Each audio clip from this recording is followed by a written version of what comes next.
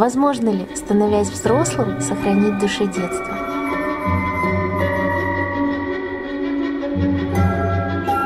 Сегодня мы снова заглянем в арт-кафе «Кафеторию», где проходит выставка живописи художницы Юлии Комиссаровой.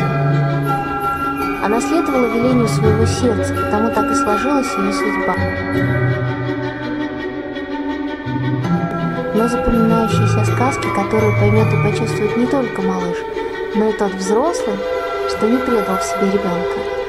Мелодию детской души можно всегда услышать в самом себе, а художник — лишь проводник. Он возьмет за руку, и вместе вы отправитесь в волшебную страну Неверленд.